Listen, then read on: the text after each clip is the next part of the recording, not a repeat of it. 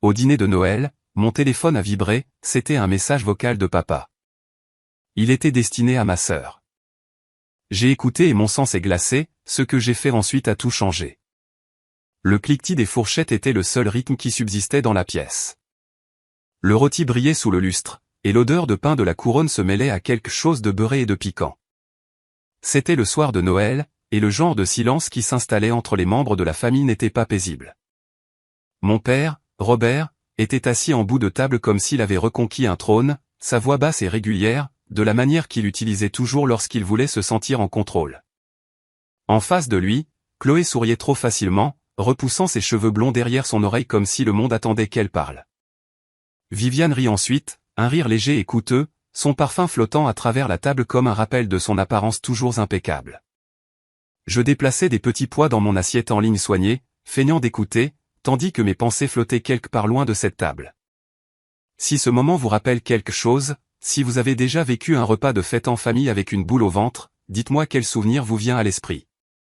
Car à cet instant, j'étais assise à ma propre table de Noël, essayant de rester immobile sous un silence qui semblait plus froid que la neige dehors. Mon téléphone vibra contre la serviette en lin. Un instant, je pensais que c'était l'un des messages professionnels que j'avais ignorés toute la semaine, quelque chose à propos des rapports de fin d'année. Je baissai les yeux et mon souffle se coupa quand je vis le nom. Papa. L'écran afficha le symbole d'un mémo vocal. Je tapai dessus sans réfléchir. Statique. Puis sa voix. Pas ce soir, Chloé. Assure-toi juste qu'elle ne voit pas les papiers avant qu'on signe. 10 secondes. C'était tout. L'air quitta mes poumons en un long filet. Je verrouillai le téléphone, le posai face contre table à côté du couteau, et souris comme si de rien n'était. Mon père leva les yeux. Ça va, Élodie? Je hochai la tête, pris une gorgée d'eau. Le verre trembla juste assez pour que je le remarque. Chloé attrapa la saucière, son bracelet en or captant la lumière. Mon téléphone était encore chaud dans ma main sous la serviette. Mon cœur ne battait pas la chamade. Il ralentit. Froid et régulier. Après le dîner, Viviane insista pour prendre le café dans le salon. Elle parla du chalet au bord du lac, du calme qu'il y aurait en hiver, de la façon dont papa devrait envisager de simplifier la succession tant qu'il se sentait encore vif d'esprit. J'étais assise dans le coin du canapé, la lumière du feu vacillant sur les décorations. Mon téléphone restait silencieux maintenant, lourd dans ma poche. J'étudiais leurs visages comme j'étudiais autrefois les contrats au travail. Viviane souriait en parlant, mais ses yeux se dartaient vers Chloé chaque fois que papa hésitait. Chloé hochait la tête au bon moment, l'encourageant comme une maîtresse guidant un enfant. Je vis le schéma comme si quelqu'un l'avait dessiné au stylo. Papa me demanda si j'avais apporté le dessert. Je lui tendis la tarte au chocolat et à la menthe que j'avais préparée ce matin-là. Il dit qu'elle était trop parfaite pour être coupée. Viviane rit de nouveau, de ce même rire léger. Mes doigts me démangeaient de prendre mon téléphone, de réécouter le mémo, de les confronter tous là, entre la guirlande et la belle porcelaine. Mais la confrontation n'avait jamais rien construit de durable. L'épreuve, si. Les choses discrètes, si. Je souris, la remerciai pour le compliment, et pris une note mentale. 25 décembre, 20h16. Plus tard, en enfilant mon manteau, Chloé me serra plus fort que d'habitude. Il faut que tu te détendes, dit-elle près de mon oreille. C'est Noël. Son parfum était piquant, agrume et quelque chose de synthétique. Je tins doucement ses épaules et dis, tu as raison. Elle sourit comme si elle avait déjà gagné quelque chose. Papa fit un signe de la main depuis le seuil, fatigué et fier. Je sortis dans la neige, le son de leur rire me suivant. Le trajet du retour sembla plus long que d'habitude.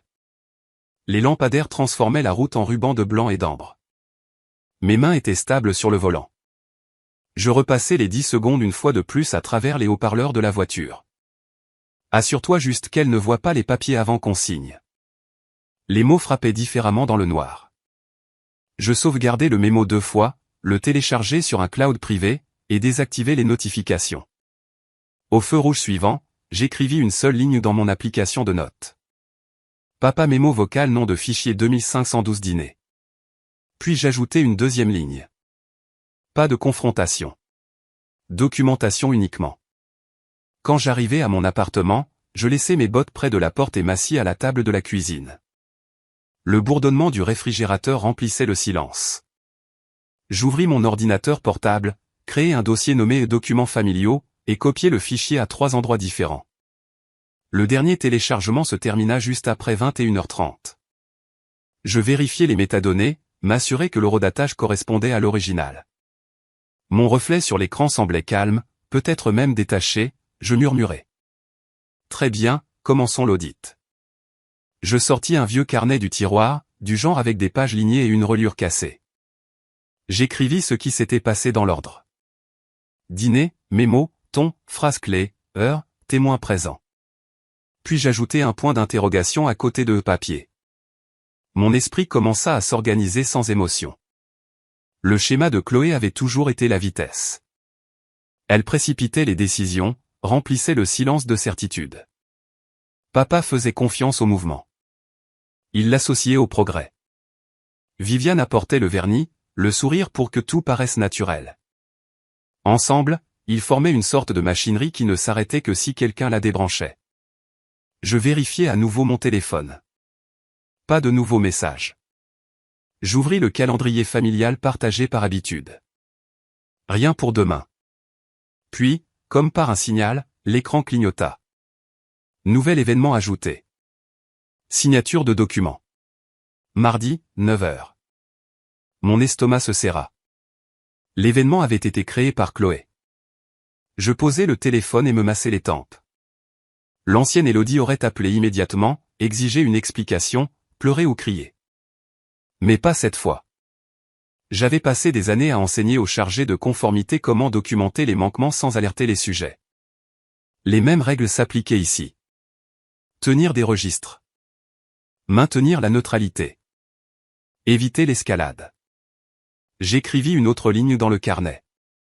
Confirmer disponibilité conseiller juridique lundi matin. La neige dehors s'épaississait, tapotant doucement contre la fenêtre. Je pensais à papa en bout de table, découpant le rôti avec le couteau qu'il avait acheté après le décès de maman. Il paraissait plus petit maintenant, entouré de gens qui parlaient pour lui. Je me souvins de la façon dont il gérait les décisions à l'époque, lent et méthodique, lisant chaque mot avant de signer. Peut-être que l'âge lui avait volé sa patience. Ou peut-être que la solitude l'avait fait. La bouilloire siffla. Je me versai une tasse de camomille, ajoutai du miel, et laissai la chaleur s'installer dans ma poitrine. Un instant, la tristesse s'insinua, discrète mais persistante. Pas de la colère, juste la douleur de réaliser comment les familles se déforment lorsque la confiance devient une monnaie d'échange. Je regardais mon petit appartement, la pile de rapports de conformité sur le comptoir, la photo délavée de moi et papa pêchant au lac des deux frères, tous deux souriant au soleil. Je murmurai à la pièce vide, je te protégerai, même d'eux.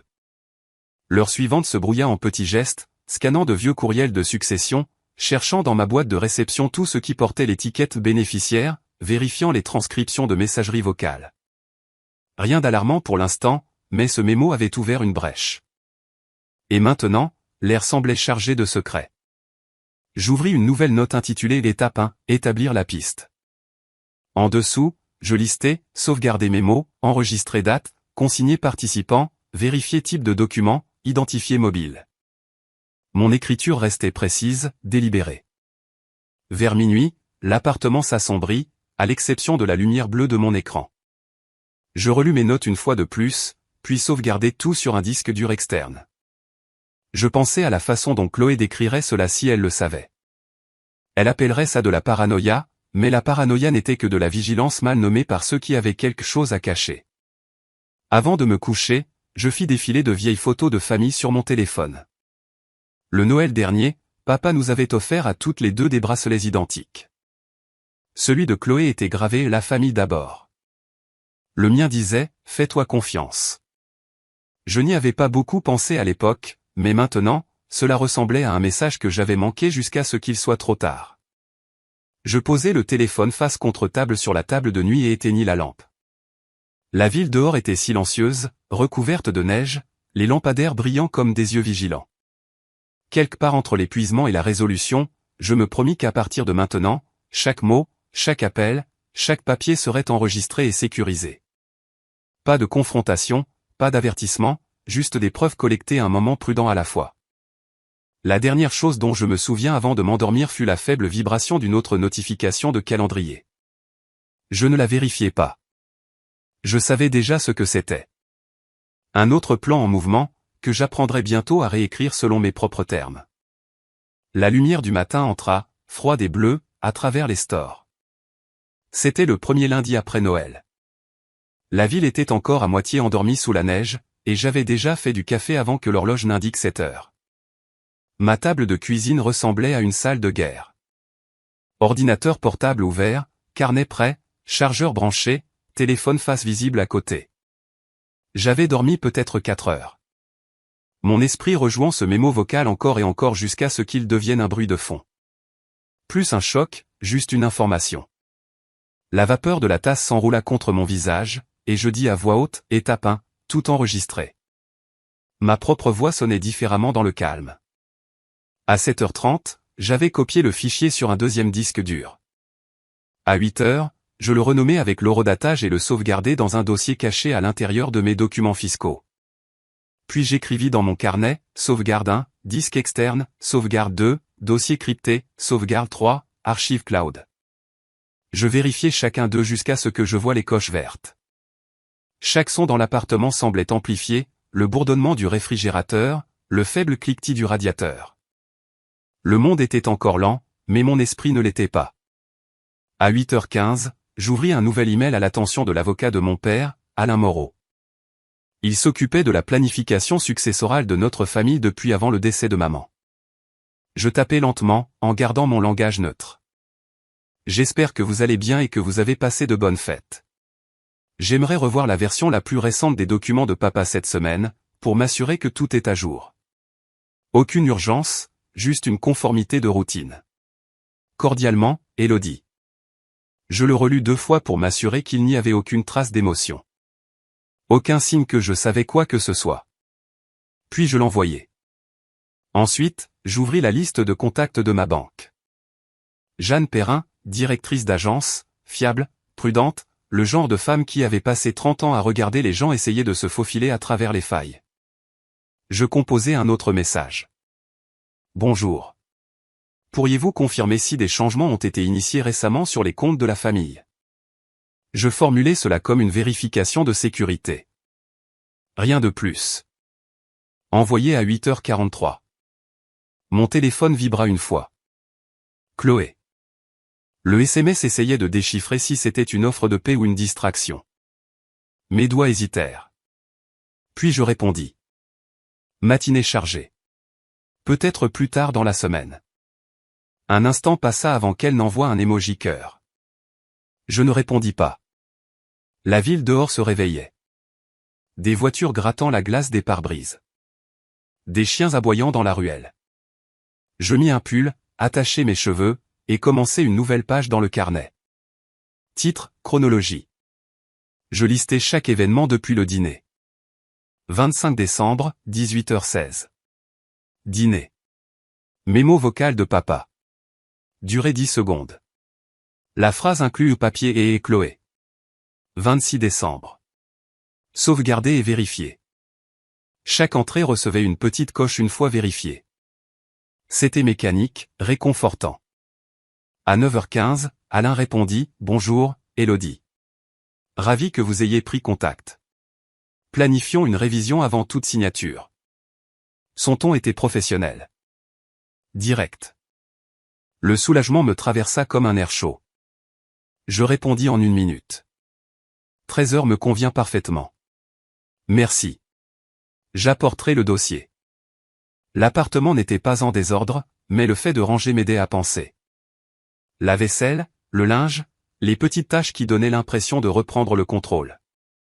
Quand j'eus fini, je m'assis de nouveau et ouvris un nouveau document intitulé « Questions ». J'écrivis, 1. Quel est le but de la nouvelle signature? 2. Qui a initié la mise à jour? 3. Des témoins sont-ils requis? 4. Chloé a-t-elle une procuration? La liste s'allongea jusqu'à 10 questions avant que je m'arrête.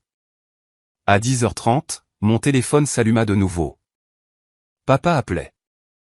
J'hésitai, puis répondis. Bonjour, dit-il. Sa voix portait cette tension joyeuse qu'il utilisait quand il essayait de paraître normal. « Salut, papa. Comment te sens-tu ? » « Bien. Bien. Je voulais juste te rappeler que demain matin, nous rencontrons Alain. Je voulais que tu sois là pour que tout soit clair. Viviane et Chloé viendront aussi. » « C'est super, dis-je. J'apporterai mes notes pour aider à tout organiser. » « Parfait, dit-il.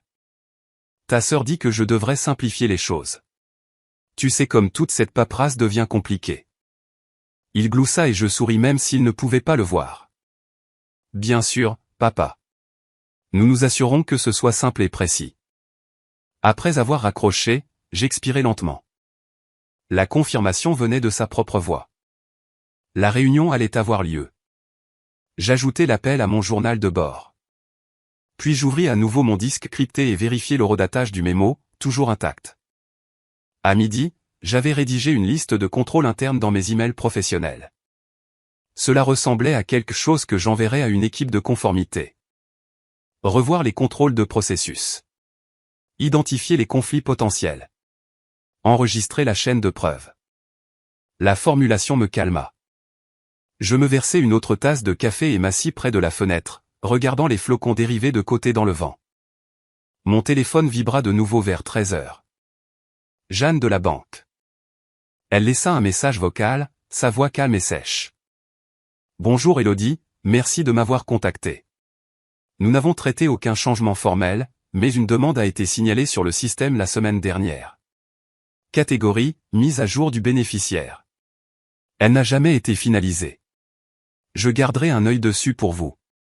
Faites-moi savoir si vous avez besoin de documentation. Je sauvegardai le message, puis notai ces mots exacts. Catégorie, mise à jour du bénéficiaire. Non finalisé. En milieu d'après-midi, j'avais tout sauvegardé et étiqueté. Je créai un petit tableur. Date, événement, participants, action entreprise. Cela avait l'air assez professionnel pour passer pour du travail si quelqu'un le demandait. L'organisation était une armure. Chaque entrée était un pas loin du chaos. À 15 heures, mon téléphone sonna de nouveau. Chloé cette fois. Sa voix était enjouée, presque espiègle. Salut, Élodie. Je prends juste de tes nouvelles. Tu es silencieuse aujourd'hui. Je souris dans le vide. Juste occupée, dis-je. Les bilans de fin d'année. Elle rit doucement. Tu n'arrêtes jamais de travailler. Bref, papa est content que tu viennes demain. Il a dit que tu le rassurais toujours quand il doit signer des choses. Son choix de mots frappa comme une épingle contre du verre. Le rassurer en signant des choses. Je dis, c'est pour ça que je suis là, non? Elle fredonna son accord, puis changea de sujet, parlant de son nouveau manteau d'hiver, de la vente qu'elle avait trouvée en ville. Je la laissai remplir le silence. Quand l'appel se termina, je m'adossai et rejouai son ton dans ma tête. Il y avait de la confiance là-dedans, peut-être même du soulagement. Elle pensait que le plan était intact. Je la laissai penser ça. La lumière passa à l'ambre vers 16h30. Je préparai une soupe pour le dîner, quelque chose de simple, et m'assis près de la fenêtre pendant qu'elle mijotait. L'appartement semblait plus petit maintenant, comme si les murs s'étaient rapprochés. Je sortis à nouveau mon carnet et ajoutai une dernière entrée. Confirmer détail réunion. Apporter dossier papa. Garder toute communication neutre. En dessous, j'écrivis en plus petites lettres. Observer langage corporel. Pas de confrontation. À 18h, je reçus un autre email de l'assistante d'Alain confirmant le rendez-vous. Salle de conférence 3, 11h précises. Témoin facultatif. Notaire disponible. Les mots « notaire disponible » me serrèrent légèrement la poitrine. Cela signifiait que des signatures étaient attendues, pas seulement une révision. Je copiai l'email dans mon dossier de sauvegarde et en imprimai une copie papier. Le reste de la soirée se passa à un rythme lent. Je nettoyai à nouveau la cuisine, arrosai les plantes, préparai la tenue que je porterais à la réunion. Pull bleu marine, pantalon gris, petite boucle d'oreille en perles. Professionnel, oubliable. Je voulais me fondre dans le décor, être l'observatrice silencieuse qui remarquait tout. Avant de me coucher, je vérifiai une dernière fois le calendrier familial. Le titre de l'événement avait légèrement changé. Il lisait maintenant révision signature. Même heure, même lieu. Modifié par Chloé à 18h52. Je souris sans le vouloir. Elle essayait de faire passer ça pour quelque chose de procédural, d'inoffensif. Bien. Laisse-la penser que c'était la routine. J'éteignis les lumières, mais le sommeil ne vint pas facilement. Le bourdonnement du radiateur devint une horloge dans mon esprit, marquant les minutes. Je pensais à la voix de papa au téléphone.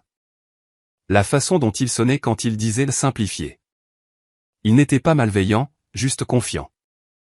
Cette confiance avait autrefois bâti notre famille, et maintenant elle était utilisée comme une arme contre lui. Cette pensée me faisait plus mal que la colère n'aurait jamais pu le faire. Quelque part entre minuit et l'aube, j'ouvris les yeux sur la faible lueur du lampadaire. La ville était de nouveau silencieuse, la neige chuchotant contre la vitre. Je murmurai dans le noir, demain, je jouerai le jeu. Je sourirai. Je hocherai la tête. Je prendrai des notes. Et quand ce sera fini, j'aurai des preuves pour chaque mot. L'horloge tic-taqua doucement en réponse. Je fermai les yeux, laissant le plan se mettre en place comme de la neige fraîchement tombée, intacte et silencieuse. Une odeur de cire au citron flottait dans l'air quand j'entrai dans le bureau d'Alain. La table s'étendait, longue et étroite, sous les néons, et une rangée soignée de stylos attendait à côté d'une pile de dossiers. La moquette étouffait chaque pas. Chloé était déjà assise, croisant les jambes et tapotant sur son téléphone, son expression lisse comme du verre. Viviane était assise à côté d'elle dans un manteau crème, ajustant son écharpe avec une grâce étudiée. Papa se tenait près de la fenêtre, plissant les yeux contre l'éblouissement de la lumière d'hiver. Une main dans sa poche. Quand il me vit, il sourit, fatigué mais fier. « Contente que tu sois là, Élodie, dit-il. »« Bien sûr, répondis-je, posant mon sac et gardant un ton léger. Je suis venu aider à m'assurer que tout est exact. » Alain entra un instant plus tard, ses lunettes scintillant. Il salua tout le monde chaleureusement, puis me regarda avec un petit signe de tête qui disait qu'il comprenait plus qu'il ne le laissait paraître. « Nous allons faire simple, dit-il, rapprochant un dossier. Robert, vous avez mentionné que vous aimeriez revoir certaines mises à jour avant de signer. » Viviane se pencha légèrement en avant. « Oui, nous voulons juste nous assurer que tout est en ordre avant la nouvelle année. » Chloé sourit, sa voix douce comme du miel. « Papa est submergé par la paperasse, alors nous avons pensé aider à organiser. » Je restai silencieuse, ouvrant mon carnet et décapuchonnant un stylo. Alain commença à lire le dossier, son ton neutre. « Ce sont les dispositions standards de la dernière révision, dit-il. » Il tourna une page, le papier chuchotant sous ses doigts. Je regardai la main de Viviane tressaillir vers son sac à main, d'où dépassait le bord d'un document plié. Chloé se pencha en arrière, jambes croisées, un pied se balançant légèrement. Le rythme de son mouvement correspondait au battement sourd de mon cœur. Quand Alain fit une pause pour expliquer une clause, je parlais prudemment. Pouvons-nous confirmer que cette révision reste non contraignante jusqu'à ce que toutes les parties aient vérifié les termes? Alain hocha la tête. C'est exact, Élodie. Rien ne sera exécuté aujourd'hui sans une reconnaissance complète et une notation des témoins. Je souris. Parfait. Je voulais juste de la clarté pour le procès-verbal. Le regard de Viviane se posa sur moi. Poli mais froid. Un procès-verbal, dit-elle doucement. Je ne savais pas que c'était formel. Ça aide à garder les choses claires, répondis-je. Papa nous regarda l'une après l'autre, le front plissé. Est-ce que ça va prendre longtemps? Je ne veux pas signer ma vie 2 fois. Chloé rit légèrement, lui touchant le bras. Ce n'est rien de compliqué, papa. Juste des signatures là où il faut. Alain ajusta à nouveau ses lunettes. Ralentissons un peu. J'aimerais vérifier la capacité et la compréhension avant toute exécution. Procédure standard. Je regardai Alain faire glisser un document vers l'avant. Une faible odeur d'encre s'éleva du papier. Il ne faisait pas partie de son dossier. L'en-tête semblait différent, plus gras. Mes yeux captèrent le titre avant que Viviane ne puisse le déplacer. Désignation de bénéficiaire en cas de décès. Je gardai une expression neutre. Alain le remarqua aussi, sa main s'immobilisant. Il me jeta un coup d'œil, puis au document. Ceci ne fait pas partie de notre dossier de révision, dit-il calmement. Viviane sourit, une touche de rose sur les joues.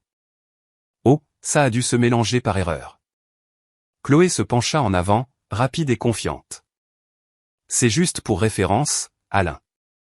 Rien à signer aujourd'hui. Alain ne déplaça pas le papier. Il le tourna pour que l'entête lui fasse face, scanna les premières lignes, et le glissa sous son dossier. Nous aborderons cela plus tard, dit-il. Je sentis la posture de Viviane se raidir à côté de Chloé, une ondulation silencieuse d'irritation. Je pris une petite note dans mon carnet. Formulaire pré-rempli, témoin présent, consigné. Puis je levai les yeux vers papa et lui demandai comment il se sentait depuis les fêtes. Fatigué, dit-il, mais bien. Probablement trop de sucre. Tout le monde rit poliment, et la tension se brisa un instant. Alain reprit la révision, lisant à voix haute les clauses de distribution des biens, les procurations de santé et les allocations de fiducie. Son ton restait stable. Je pris des notes discrètes sur chaque question qu'il posait et chaque phrase que Chloé interrompait pour simplifier. Elle aimait toujours finir les phrases des autres. Je remarquai que papa hochait la tête, ne lisant plus vraiment les pages. Ses yeux étaient vitreux, comme ils le devenaient quand il essayait de se concentrer trop longtemps. Quand la révision fit une pause pour le café, je me tins près de la fenêtre avec Alain. La neige dehors tombait en lente spirale. La rue en bas était assourdie. Il garda la voix basse. Ce formulaire, dit-il, n'était pas dans nos originaux. Je hochai la tête. Je sais. Je l'ai vu quand Viviane a ouvert son sac. Il soupira doucement. Nous allons gérer ça dans les règles. Je le consignerai dans le dossier d'aujourd'hui. Aucune action entreprise. Je ferai photographier la partie visible par le témoin, horodatée, et scellée au dossier. Merci, dis-je. Il me lança un regard qui disait qu'il avait déjà vu des familles comme celle-ci. Chloé appela depuis la table. On est prêt quand vous voulez. Les tasses de café cliquetèrent tandis que Viviane remuait le sien avec trop de force. Nous retournâmes à nos places. Alain demanda à chaque personne de parapher la feuille de présence. Rien de contraignant, juste une reconnaissance de présence. Je signai soigneusement, puis passai le stylo à papa. Sa main tremblait légèrement en écrivant son nom. Viviane sourit, tendant la main pour stabiliser son poignet. Je regardais ses doigts appuyés trop longtemps, son pouce reposant près de son pouls. Alain rassembla les papiers, les empilant proprement. Pour la transparence, j'inclurai la feuille de présence et la référence aux documents visibles dans le résumé d'aujourd'hui, dit-il. Les yeux de Viviane se plissèrent une demi-seconde avant que son expression ne redevienne lisse. C'est bien, dit-elle. Plus il y a de détails, mieux c'est. Le témoin, une assistante juridique discrète nommée Denise, entra avec son téléphone prêt à photographier. Elle prit une seule photo du document plié avant de le sceller dans une enveloppe transparente. Le flash se refléta sur la table polie, laissant une image rémanente nette dans mes yeux. Chloé tapota son stylo avec impatience. Avons-nous fini? Alain hocha la tête. Pour aujourd'hui, oui. Je finaliserai le procès-verbal et ferai circuler une copie pour révision d'ici la fin de la journée de demain. Aucune signature avant confirmation. Papa se leva en s'étirant les épaules. Eh bien, ce n'était pas si terrible, dit-il. Viviane lui passa le bras sous le sien. Tu vois, rien à craindre. Chloé rassembla ses affaires, me jetant un regard, une lueur de quelque chose d'illisible passant dans ses yeux. Je souris poliment. À demain, Chloé. Conduis prudemment.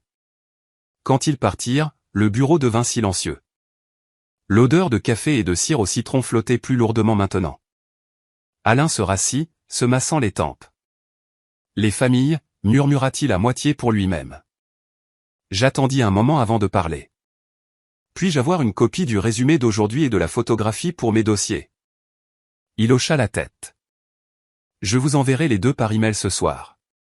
Vous avez bien géré ça, Élodie. La plupart des gens auraient fait une scène. Je regardais l'enveloppe scellée sur la table. J'ai appris que les scènes ne prouvent rien. Les papiers, si. Dehors, le froid mordait durement mon visage. La neige avait cessé, laissant une fine couche de lumière sur le trottoir. Je marchais lentement jusqu'à ma voiture, sentant le poids de ce qui venait de basculer. Ce formulaire, ce simple papier plié, était la preuve que ce n'était pas de la paranoïa. C'était de la préparation. À la maison, je suspendis mon manteau, enlevai mes bottes, et posai l'ordinateur portable sur le comptoir. L'email d'Alain arriva en quelques minutes, efficace comme toujours. En pièces jointes, 2 fichiers, PV de réunion 12h30 et épreuve photo A. J'ouvris d'abord la photo. L'image montrait le coin supérieur du formulaire, les mots au transfert en cas de décès assez clairs pour être lus. L'horodatage, 11h46. Mon reflet apparaissait faiblement dans le brillant de la table. Stylo en suspens, à mi-note. Je sauvegardai la photo, la renommai, et la consignai dans mon carnet. Sous l'entrée, j'écrivis « Formulaire intercepté, consigné par témoin, préservé ». Aucune réaction des participants au-delà d'un léger malaise. Procéder à la révision du PV des réceptions. Puis je fermai le livre et expirai. L'appartement était silencieux, à l'exception du tic-tac de l'horloge murale. Je regardais les objets ordinaires, l'égouttoir, la bougie à moitié consumée, la photo encadrée de moi et papa au bord du lac. Je murmurai doucement. Tu fais encore confiance aux mauvaises personnes, mais j'apprends à te protéger. Le silence absorba les mots, ne laissant que le bourdonnement du réfrigérateur. Quand je m'assis enfin sur le canapé, l'épuisement s'imposa. Mes mains tremblaient légèrement alors que l'adrénaline se dissipait. Pourtant, il y avait un calme en dessous. Le genre de calme qui vient quand on sait que le sol sous ses pieds est réel, qu'on a saisi quelque chose de solide. Demain, je réviserai le procès-verbal, vérifierai les modifications, et m'assurerai que chaque phrase restait exactement telle qu'elle avait été prononcée. La preuve avait commencé à prendre forme, pièce par pièce, silencieusement. La dernière chose que je fis avant d'éteindre la lumière fut de brancher mon téléphone. L'écran s'alluma avec une nouvelle notification du calendrier familial. Événement ajouté, brunch demain. Le café des pins. Organisé par Chloé. Je souris faiblement. Le prochain coup était déjà sur son échiquier. Le café sentait le beurre et le sirop d'érable, le genre de douceur qui signifie habituellement le réconfort, mais aujourd'hui, elle avait un goût piquant. Chloé fit un signe de la main quand j'entrai, sa main levée juste assez haut pour que les gens la remarquent. Viviane était assise à côté d'elle, élégante comme toujours, dans un manteau beige et des perles, son café intact. Papa était là aussi, remuant du sucre dans sa tasse avec des gestes lents et prudents. Ses yeux semblaient fatigués, comme si la lumière derrière eux s'estompait. Je pris la place en face de lui, posant mon téléphone face contre table. Chloé sourit. Timing parfait, dit-elle. Nous avons déjà commandé des crêpes pour tout le monde. Sa voix était enjouée, répétée, une nuance trop joyeuse. Je lui rendis son sourire, enlevant mes gants un doigt à la fois. Les crêpes me convenaient. Le parfum de Viviane flottait à travers la table, doux et cher. La lumière du soleil à travers la fenêtre faisait scintiller ses bagues quand elle levait sa tasse. Elle dit qu'elle voulait parler de quelques prochaines étapes, son ton désinvolte, mais ses mots étaient trop préparés. J'écoutais sans l'interrompre alors qu'elle expliquait comment garder la succession en ordre éviterait du stress à tout le monde plus tard. Chloé hochait la tête, ajoutant de petites phrases comme processus simple et pas grand-chose. Papa mâchait lentement, les yeux sur son assiette, ne disant presque rien. Quand la nourriture arriva, je coupai les crêpes soigneusement, me concentrant sur le rythme de la fourchette contre l'assiette. Cela me donnait quelque chose à quoi me raccrocher pendant que Viviane parlait de formulaires de transfert en cas de décès et de propriété simplifiée. Je sentais Chloé m'observer, cherchant une réaction. Elle se nourrissait des petits indices, du scintillement d'un confort qui lui donnait un avantage. Je gardai ma voix calme. Je dis, c'est intelligent de penser à l'avenir, mais j'aimerais m'assurer que nous suivons les procédures standards. Chaque formulaire devrait être vierge quand papa signe, avec des témoins et un expert comptable présent. Viviane cligna des yeux, une courte pause qui ne dura pas longtemps. Bien sûr, dit-elle en souriant à nouveau. Juste de la paperasse de base. Papa leva les yeux alors, sa fourchette à mi-chemin de sa bouche. Vous deux, vous faites passer ça pour une réunion de conseil d'administration. Je tendis la main et touchai doucement son poignet. Nous voulons juste que tout soit précis, papa. Tu as toujours dit, mesure 2 fois, coupe 1 fois. Il rit. Un petit son authentique. C'est vrai. J'ai bien dit ça. Chloé se pencha, sa voix s'abaissant. On ne précipite rien, Élodie.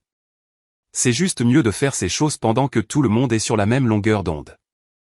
Je hochai la tête, mais à l'intérieur, je sentais les mots se mettre en place, formant la silhouette d'une pression déguisée en raison.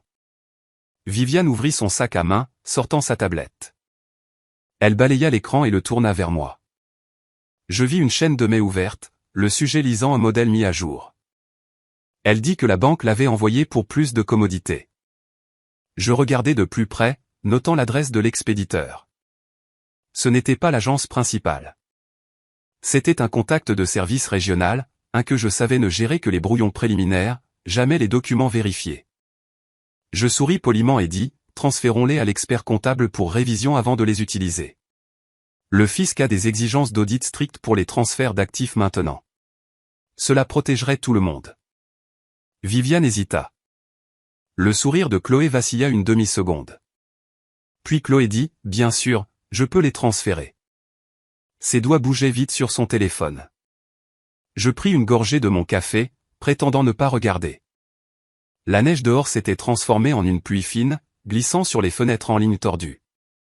Le bourdonnement du café rendait tout plus doux que ça ne l'était. Papa parla du chalet au bord du lac, de la fuite du toit l'automne dernier, et de son désir de le réparer au printemps. Viviane dit que c'était peut-être le moment de le laisser partir. Chloé acquiesça trop rapidement. Je demandai si papa voulait le garder pour les visites d'été. Il semblait incertain. Peut-être, dit-il. Ça dépend de ce qui est le plus simple. Je souris, stable. Nous nous assurons que ce que tu décideras restera exactement ce que tu veux.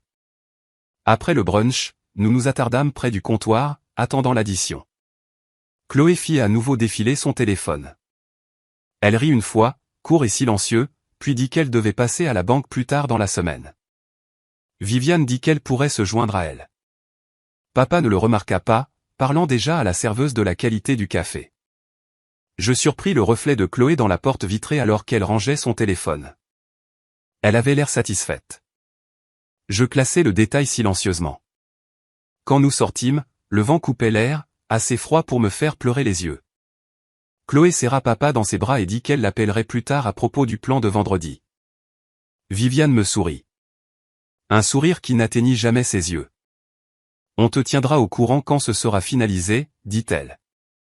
Je hochai la tête, retournant le même sourire poli. Bien sûr.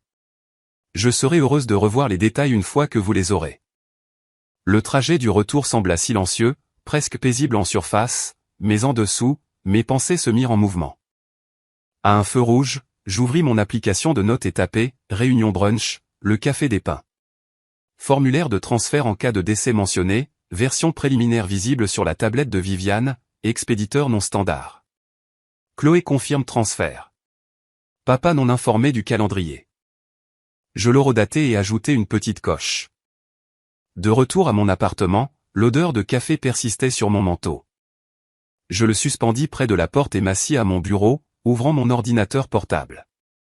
Ma boîte de réception avait 2 nouveaux messages.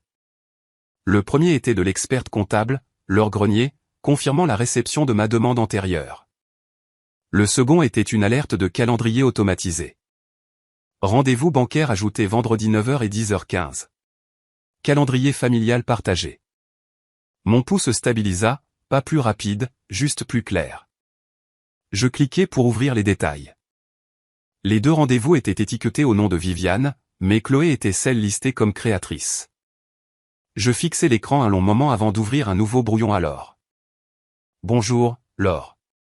Je vous transfère ce qui suit pour vérification. Je joignis les emails transférés depuis la tablette de Viviane, ceux que Chloé avait envoyés après le brunch. En dessous, j'écrivis « Veuillez confirmer si ces modèles sont conformes aux normes de succession ou si une vérification supplémentaire par témoin est requise. » Envoyé à 15h22. Puis je repris mon carnet et écrivis « Étape 2, exposer le schéma de précipitation. Observer modification calendrier, écart de temps entre événements, fréquence du langage de simplification. » Je dessinai une petite flèche à côté de la ligne, un rappel pour connecter le mobile et la chronologie plus tard. Le reste de l'après-midi se brouilla en mouvements discrets. Je fis du thé, pliai du linge, et attendis. Vers 17h, Laure répondit. Son email était court et sec. Ces formulaires sont préliminaires. Ils ne devraient jamais être utilisés pour une signature sans témoin notarié. L'adresse d'envoi appartient à un service de brouillon uniquement. Je recommande de tout suspendre jusqu'à vérification. Je fixai l'écran, sentant quelque chose se calmer en moi. Une preuve. Je me transférai sa réponse, ajoutant les mots copie d'archives en haut. Puis je pris une photo de l'écran et imprimai une sauvegarde. Je la plaçai dans un nouveau dossier intitulé dossier brunch. Chaque son dans l'appartement semblait faire partie d'un nouveau rythme, chacun marquant un progrès. À 18h30, Chloé appela. Son ton était léger, juste pour m'assurer que tu es bien rentré. C'était sympa aujourd'hui, non? Je souris dans le silence. C'était productif. Elle rit doucement. Oh, allez. Ce n'était pas une réunion. On prenait juste des nouvelles. Je dis, bien sûr. Au fait, j'ai transféré ces formulaires alors. Elle s'assura que tout est géré correctement. Il y eut une pause à l'autre bout. Puis elle dit, oh, d'accord. Je ne pensais pas que c'était nécessaire, mais si ça te rassure. Sa voix se tendit très légèrement. Je te rappelle plus tard, Élodie. Elle raccrocha avant que je puisse répondre. Je restai assise là un moment, fixant mon reflet dans la fenêtre sombre. Les lumières de la ville clignotaient au loin, douces et indifférentes. Le schéma se formait exactement comme je l'avais prévu, vitesse, charme, déviation. Chaque mouvement est présenté comme de l'efficacité, mais plus elle se déplaçait vite, plus la piste devenait claire. Avant de me coucher, j'ouvris une dernière fois le calendrier familial. Les rendez-vous étaient toujours là, intacts. Je fis défiler l'historique. Créé par Chloé, modifié par Viviane, vu par papa. Aucune entrée de ma part. Parfait. J'ajoutai la capture d'écran à mes archives et fermai l'ordinateur portable. J'éteignis les lumières et m'assis dans le noir un instant, laissant le calme s'installer. Quelque part entre le bourdonnement du chauffage et le faible bruit de la circulation au loin, je sentis quelque chose changer. La balance commençait à pencher, lentement, silencieusement, en ma faveur. La banque était plus calme que je ne l'attendais, le genre de tranquillité qui rendait chaque son délibéré. Les stylos sur des chaînes cliquetaient doucement contre le comptoir, et le sol poli reflétait la lumière fluorescente comme du verre. J'arrivais 5 minutes en avance, le manteau boutonné, un dossier sous le bras. Jeanne Perrin se tenait près de la porte de son bureau, un presse-papier à la main, souriant comme seul quelqu'un qui a tout vu peut sourire. « Élodie, pile à l'heure, dit-elle. » Je hochai la tête et la remerciai de m'avoir accordé du temps. Elle me conduisit à son bureau, le clic de ses talons réguliers et précis. À travers les parois vitrées, je pouvais voir Chloé assise avec un employé à un autre bureau. Viviane se tenait derrière elle, les bras croisés, l'expression patiente mais alerte. Elle ne m'avait pas encore vu. Le téléphone de Chloé était dans sa main. L'écran incliné juste assez pour que je puisse apercevoir le scintillement d'un document partagé. Je reconnus la couleur du dossier du brunch. Les lèvres de Viviane bougeaient comme si elle répétait quelque chose. Jeanne ferma la porte du bureau derrière nous. Son bureau était propre, à l'exception d'une pile de formulaires et d'un petit vase de fleurs fanées. Elle me fit signe de m'asseoir. « Alors, en quoi puis-je vous aider aujourd'hui » demanda-t-elle, la voix calme mais portant l'autorité tranquille de quelqu'un qui n'a pas besoin de faire ses preuves. Je gardai un ton léger. Je voulais juste vérifier quelques notes sur les comptes, m'assurer que rien d'inattendu ne bouge. Elle hocha la tête, tapant rapidement sur son clavier. Le faible bourdonnement de l'imprimante remplit le silence un instant. Après quelques secondes, elle tourna légèrement le moniteur vers moi. Aucun changement formel n'a été traité. Il y a eu, cependant, une entrée dans le journal Système la semaine dernière. Demande de bénéficiaire. Elle a été marquée comme incomplète. Je me penchai plus près. Qui l'a initiée ? Elle fit défiler la page, ses yeux se plissant légèrement. Il est indiqué une demande conjointe de Robert, vérifiée par Chloé. Puis elle me regarda, un sourcil légèrement levé, mais il n'y a pas de signature ou de confirmation en personne de Robert. Cela aurait déclenché une suspension. Je gardai une expression neutre, hochant la tête comme si ce n'était qu'une information. Merci, Jeanne. Pouvez-vous ajouter une note au dossier indiquant que Robert a confirmé ne vouloir aucun changement jusqu'à nouvel ordre? Elle hocha la tête sans hésitation. Je noterai que le client a exprimé son intention de maintenir les désignations actuelles. Voulez-vous cela par écrit? Je souris faiblement. Oui, s'il vous plaît, si c'est la procédure standard. Elle me rendit mon sourire. Standard quand les choses se compliquent. À travers la vitre, je vis Chloé jeter un coup d'œil vers le bureau de Jeanne. Nos regards se croisèrent une fraction de seconde avant qu'elle ne détourne les yeux. Viviane se pencha plus près d'elle, chuchotant quelque chose qui fit se raidir les épaules de Chloé. Je me retournai vers Jeanne. J'apprécie votre aide, dis-je. Elle prit un stylo et commença à écrire une courte note sur un papier à en-tête de la banque. Le papier craqua légèrement alors qu'elle appuyait avec une précision experte.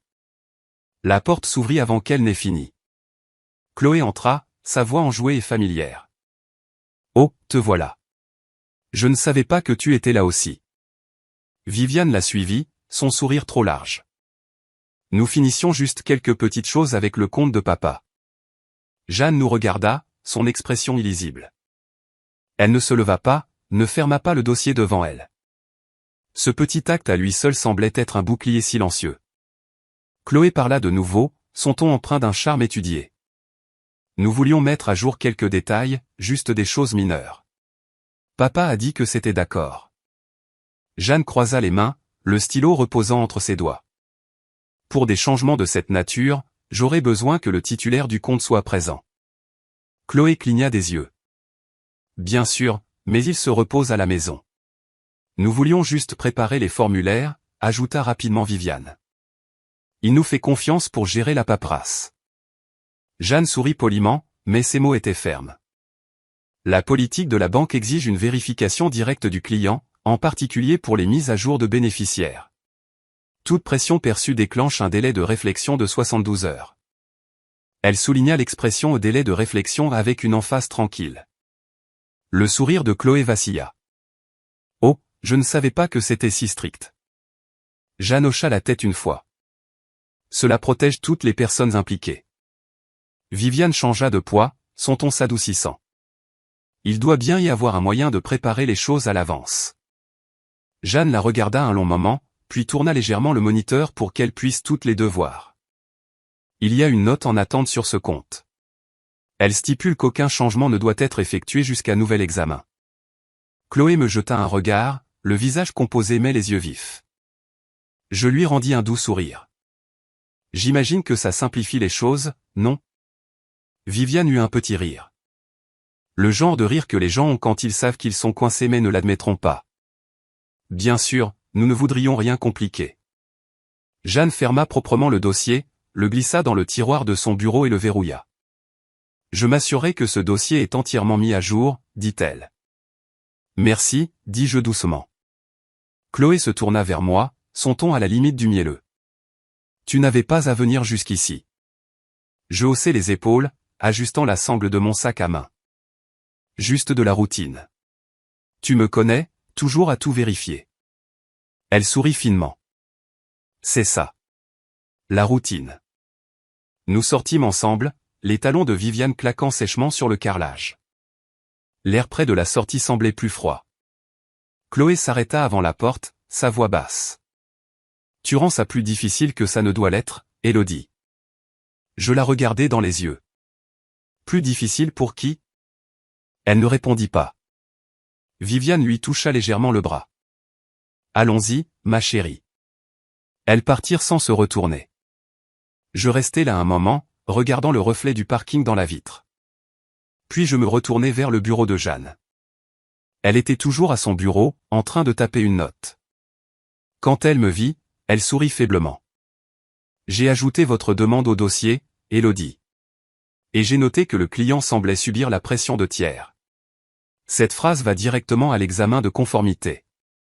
Je hochai la tête. C'est parfait. Elle se pencha légèrement en avant. J'ai déjà vu ce genre de situation. Les pistes papier disent la vérité mieux que les mots ne le feront jamais. Dehors, le vent s'était levé, emportant le son sec des branches contre le métal. Je montai dans ma voiture et restai assise un moment, laissant la chaleur du chauffage s'accumuler lentement. J'ouvris mon carnet et écrivis « Vendredi 9h. Réunion banque. Pression de tiers notée. Politique de délai de réflexion activée. Tentative de modification d'acte et de transfert en cas de décès bloqué. Témoin Jeanne Perrin. Journal système en attente. » Pendant que j'écrivais, mon téléphone vibra avec un nouveau message. Pas de nom, juste un numéro que je ne reconnaissais pas. Le texte disait « Vérifiez les registres du coffre-fort ». Puis il disparut, la conversation s'évanouissant comme si elle avait été supprimée par l'expéditeur. Mon souffle se coupa. Je regardai l'horodatage. 9h47. Je le copiai immédiatement dans mes notes. Pour le reste de la matinée, je ne pus me défaire de l'image de ce dossier scellé dans le tiroir de Jeanne. En sécurité pour l'instant, mais entouré de fils invisibles tirant de toutes les directions. À midi, je me rendis dans un café voisin, m'assis près de la fenêtre et me connectai au portail en ligne de la banque. C'était là, dans la section à accès restreint. Une mention concernant le coffre. 2 entrées de la semaine passée, toutes 2 non vérifiées. L'une étiquetée accès familial, l'autre vierge. Je fixai l'écran jusqu'à ce que les lettres se brouillent. Le bourdonnement silencieux de la machine à expresso remplissait l'air, régulier et rassurant. Je pris une lente gorgée de café, puis ouvris un nouveau document intitulé Enquête coffre-fort. En dessous, je tapai indice anonyme. Vérifier registre badge. Demander préservation légale. Vérifier accès non client. Au moment où je rentrais chez moi, la lumière d'hiver avait commencé à faiblir. Je suspendis mon manteau, allumai la petite lampe près de la fenêtre et ouvris à nouveau mon ordinateur portable. Je relus chaque entrée de mes notes, du dîner à maintenant. Les lignes commençaient à former un chemin clair, non seulement de ce qu'elles essayaient de prendre, mais comment. Vitesse, charme, supposition, pression. C'était un schéma familier, que j'avais vu dans les salles de conseil et les audits, et maintenant dans ma propre famille. Je fermai le carnet et regardai la neige tomber. Quelque part dans le silence entre les flocons, je fis une promesse silencieuse. La prochaine étape ne serait pas une réaction. Ce serait un endiguement. Si elle voulait le coffre, elle le trouverait déjà scellé derrière des règles qu'elle ne comprenait pas. La lumière s'estompa en un gris pâle, et je laissai le calme s'installer autour de moi. La journée m'avait donné plus que ce à quoi je m'attendais. Des preuves, une protection, et une nouvelle question qui attendait dans le noir. Qui avait envoyé ce message à propos du coffre? Et que savait-il d'autre? J'ai demandé une préservation, pas des secrets. C'était la phrase que je me répétais en entrant dans le bureau d'Alain. Le lendemain matin, l'air était vif d'hiver et portait la faible odeur de vieux livres. Il était déjà à son bureau, les manches retroussées, le café à moitié bu. Quand je lui parlais du SMS anonyme, son expression ne changea pas beaucoup, mais son regard s'aiguisa.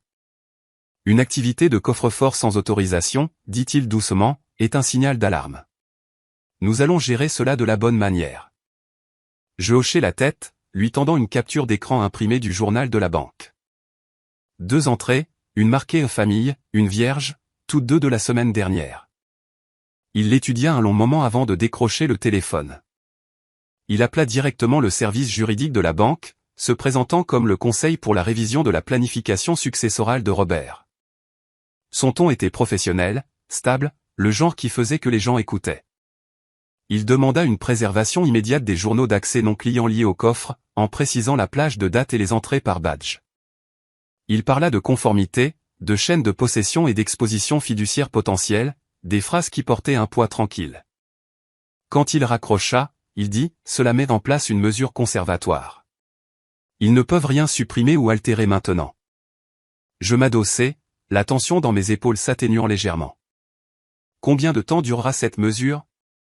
Il sourit faiblement. Indéfiniment, à moins d'être contesté.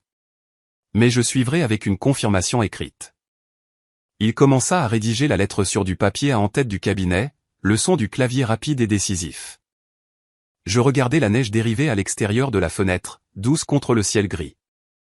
La ville semblait figée dans son propre silence, comme si elle savait que quelque chose de délicat était en train d'être décidé. 1 heure plus tard, la lettre était imprimée, signée et scannée. Il m'entendit une copie. Avis de préservation envoyé à la division de la conformité de la banque. Vous recevrez un accusé de réception dans la journée. Je le remerciai, glissant le papier dans mon dossier. Avant que je ne parte, il dit quelque chose qui me prit au dépourvu. Vous gérez cela avec plus de contrôle que la plupart des gens que j'ai vus. La plupart seraient allés directement à la confrontation. Je souris faiblement. L'épreuve dure plus longtemps que la colère. De retour dans ma voiture, le chauffage ronronnait doucement. Mon téléphone vibra avec une nouvelle notification par email. C'était de l'équipe juridique de la banque. Objet, accusé de réception de la demande de préservation. Je l'ouvris immédiatement. Le message confirmait le numéro de la mesure conservatoire, 2749, et listait les documents sous préservation, registre d'accès par badge, journaux d'entrée au coffre et communications internes liées à l'annexe A. Je le lus 2 fois, puis le sauvegardai sur 3 disques différents avant d'envoyer à Alain un court SMS de confirmation, reçu et vérifié. Le reste de la matinée se passa en fragments. Je m'arrêtai pour un café, puis m'assis dans ma voiture sur le parking du café, lisant de vieux résumés de succession sur ma tablette. Le mot annexe A apparaissait encore et encore, lié à des listes d'actifs, des titres de propriété et des désignations de comptes. Je sortis la version la plus récente de l'année dernière. Le chalet au bord du lac était listé comme un bien matrimonial partagé, pas comme une propriété de fiducie. Cela signifiait que toute révision pourrait changer discrètement la propriété si personne n'y prêtait attention. En début d'après-midi, un nouvel email arriva. Le sujet était annexe à réviser. Et l'expéditeur était Viviane. Ma poitrine se serra en l'ouvrant. Le PDF joint montrait une courte liste. La propriété du lac, 2 comptes joints, et une note manuscrite dans le coin qui disait « Mis à jour pour plus de simplicité ». Les métadonnées montraient qu'il avait été créé à 23h40 la nuit précédente par le login utilisateur de Chloé. Je fixai l'horodatage, la lueur bleue de l'écran se reflétant dans mes yeux. Un instant, je restai assise là, écoutant le faible ronronnement du moteur de la voiture. Puis je transférai l'email à Alain avec un court message. Pour votre dossier, la révision de l'annexe A semble postérieure à la préservation, initiée par Chloé. Il répondit en quelques minutes. Consigné. La préservation le couvre. N'engagez pas la conversation. Les mots sonnaient comme un ordre silencieux. Je fermai les yeux et laissai échapper lentement le souffle que je retenais. Pas de confrontation, me rappelai-je. Observation seulement. Ce soir-là, j'appelai papa. Il semblait fatigué, mais heureux d'entendre ma voix. Il dit que Viviane préparait le dîner, quelque chose avec du poulet rôti et des herbes. Je lui demandai s'il avait vu de nouveaux documents récemment. Il hésita. Viviane m'a montré des listes mises à jour, dit-il. Juste pour que je sache où tout en est. Rien de sérieux. Je gardai un ton doux. As-tu signé quelque chose? Il rit doucement. Non, rien à signer. Juste des discussions. Elle a dit que Chloé aiderait à organiser les choses pour la saison des impôts. Je souris au téléphone même s'il ne pouvait pas le voir. C'est bien, papa. Assure-toi de te reposer. Nous passerons tout en revue ensemble plus tard. Après avoir raccroché, je restai assise dans le noir un moment, le bourdonnement silencieux du réfrigérateur remplissant la pièce. J'ouvris mon carnet et écrivis, annexe à réviser après mesure conservatoire. Expéditeur Viviane, créateur Chloé. Élément, chalet, 2 comptes. Consigné sous préservation. Contactez Alain pour les prochaines étapes. Plus tard dans la nuit, je reçus un deuxième email, cette fois d'un nom que je ne reconnaissais pas. Il était bref. Mesure conservatoire accusée de réception et préservée. Gel de l'activité non client confirmé. Le message était signé par une certaine L. Carter, responsable de la conformité. Je le transférai à Alain, puis à mes archives sécurisées. Chaque confirmation ressemblait à une autre brique dans un mur que je construisais tranquillement. Vers 22h, Viviane appela. Sa voix était douce, désinvolte. J'espère que tu ne te surmènes pas. J'ai entendu dire que tu avais été en contact avec Alain. Je dis, je faisais juste le suivi de la révision. Il est très minutieux. Elle rit doucement, Un son qui couvrait presque le tranchant en dessous. C'est bien. J'aime les gens qui gardent les choses en ordre. Ça facilite les transitions. Le mot transition résonna trop longtemps dans ma tête. Je dis, d'accord. Je suis contente que nous voulions tous que les choses soient claires. Après avoir raccroché, je me versai un verre d'eau et me tins près de la fenêtre. Dehors, la neige avait cessé. Le lampadaire brillait contre le givre, projetant un halo doux sur l'allée en contrebas. Je pensais à la voix de Viviane, à son aisance étudiée, à la façon dont elle avait appris à paraître inoffensive tout en déplaçant les choses en coulisses. Mais cette fois, chaque mouvement laissait une trace. Chaque email, chaque changement, chaque journal d'accès était préservé. Je me rassis à la table, sortis mes notes et commençai à rédiger un résumé de la journée. Mesure conservatoire numéro 2749 confirmée. Préservation accusée de réception. Annexe à réviser sous mesure conservatoire. Métadonnées capturées. Papa non informé. Le ton de Viviane suggère le contrôle. Chloé assiste probablement. Quand j'eus fini, j'éteignis l'ordinateur et fixai la page vide de mon carnet. Le calme de l'appartement s'imposa. Une sorte de silence qui n'était ni paix ni peur, juste de l'attente. Quelque part à l'intérieur de ce calme, quelque chose d'inattendu commença à prendre forme. Pas seulement de la défense, mais de la stratégie. Si elle réécrivait des documents dans le noir, je m'assurais que la lumière attrape chaque ligne. Le lendemain matin, je me réveillai tôt et vérifiai ma boîte de réception. Un nouveau message d'Alain attendait en haut. Son objet était simple. Bon progrès. Puis il ajouta une ligne de plus. Viviane a appelé le bureau. Le ton s'est adouci. Prétend être confuse à propos des révisions. C'est généralement un signe de reconnaissance. Je souris faiblement en le lisant. La reconnaissance signifiait que le schéma était visible maintenant, même pour elle. Je fermai l'ordinateur portable, laissant les pensées se décanter. La preuve ne criait pas toujours. Parfois, elle attendait juste tranquillement jusqu'à ce qu'elle soit indéniable. Et maintenant, avec chaque dossier préservé et chaque mouvement documenté, le silence commençait à jouer en ma faveur. Je regardais par la fenêtre la rue gelée en contrebas. La lumière était douce, et pour la première fois depuis des semaines, je me sentis stable. La prochaine étape n'était pas la confrontation. C'était la consolidation. Je murmurai à la pièce vide. Le temps est de mon côté. Puis je me détournai de la fenêtre et commençai à préparer la prochaine série de notes. Je n'ai pas élevé la voix. J'ai élevé les standards. C'est ce que je me suis dit en entrant dans la salle de conférence ce jour-là. Matin. L'air sentait faiblement le toner et le café frais. Les stores étaient à moitié ouverts, laissant la faible lumière d'hiver tomber en longues bandes grises sur la table. Papa était déjà assis, sa canne appuyée à côté de lui.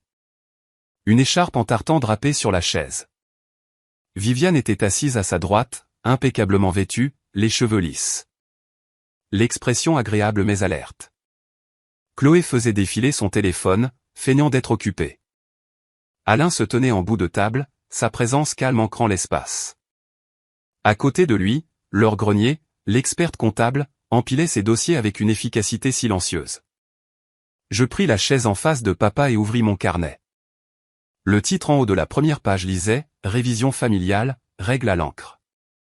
Mes mains étaient stables. Ma voix semblait calme. Alain commença la réunion avec un ton poli mais ferme.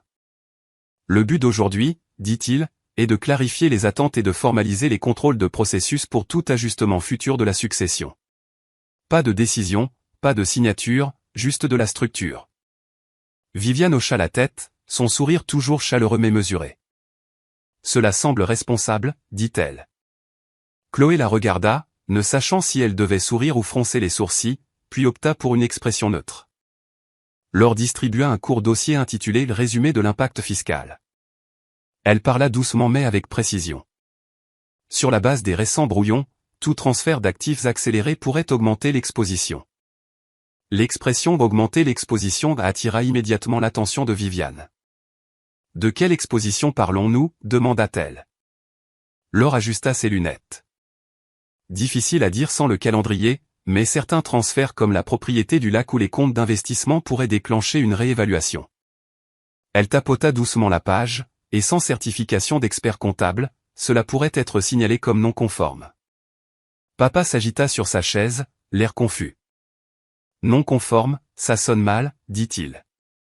Alain sourit d'un air rassurant. Cela signifie juste que nous prenons soin de faire les choses correctement, Robert. Le but est la clarté et la protection. Chloé se pencha en avant, sa voix douce. Nous voulons juste ce qui est juste, papa. C'est tout. Je me tournai vers elle et croisai son regard. Juste et documenté, n'est-ce pas? Sa bouche tressaillit, le sourire s'estompant un battement de cœur avant de revenir. Bien sûr, dit-elle. Alain continua, les guidant à travers ce qu'il appelait les règles de changement. Chaque point était simple et direct. Aucune modification sans un procès-verbal de réunion complet. Tous les témoins doivent être des tiers désintéressés. Toutes les révisions nécessitent une reconnaissance écrite de chaque partie prenante. Aucune signature en dehors de la supervision d'un avocat. Viviane prenait des notes, mais son stylo touchait à peine le papier. Quand Alain fit une pause, je parlais pour la première fois. Je pense que nous devrions inclure une vérification de capacité comme étape de routine, juste pour s'assurer que papa se sent à l'aise et que personne ne conteste quoi que ce soit plus tard. Laure hocha la tête. C'est la meilleure pratique. Les tribunaux voient d'un bon œil les affidavits autoprobants. Alain acquiesça, prenant une note. Nous pouvons incorporer une mini-évaluation avant toute exécution future. Viviane sourit, inclinant légèrement la tête. N'est-ce pas un peu formel? Papa est parfaitement capable. Son ton était lisse, mais ses yeux avaient une pointe d'irritation. Je gardai ma voix égale. La formalité le protège, elle ne le remet pas en question. Elle ne répondit pas. Papa soupira, se massant les tempes. Ça recommence à devenir compliqué. Je me penchai doucement en avant.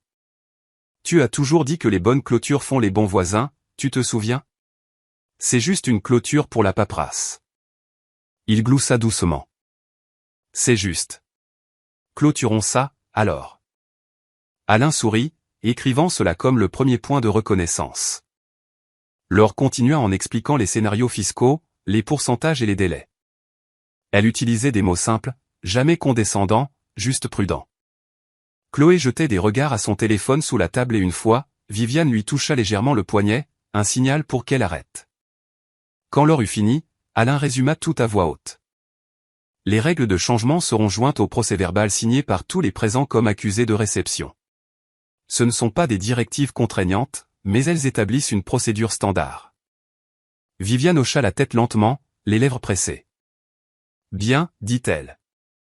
La structure aide. Chloé griffonna quelque chose dans son agenda. Probablement une note pour ajuster sa stratégie plus tard. Je l'ignorais. Alain me regarda. Quelque chose à ajouter, Élodie? Je secouai la tête. Je pense que ça couvre tout. Denise, l'assistante juridique, entra alors avec un sceau de notaire et la feuille de présence. Elle enregistra l'heure d'arrivée et de départ des participants et plaça les documents dans un dossier intitulé « Mémo de gouvernance familiale ». Chacun de nous signa la ligne d'accusé de réception. La signature de papa vacilla légèrement, mais était lisible. Celle de Viviane était nette, acérée.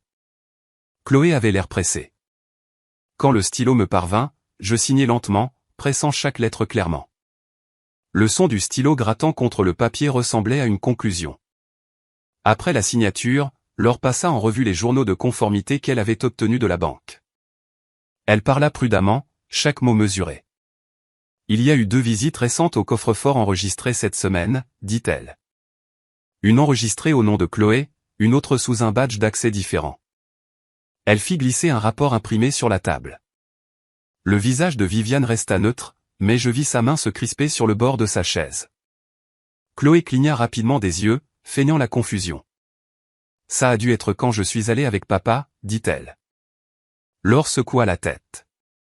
Les eurodatages montrent 2 entrées séparées, toutes 2 en l'espace de 2 jours, une tard le soir. Les yeux d'Alain croisèrent brièvement les miens. Il ne dit rien, mais le poids de l'information remplit la pièce. Viviane lissa le devant de son manteau. Je suis sûr qu'il y a une explication, dit-elle trop légèrement.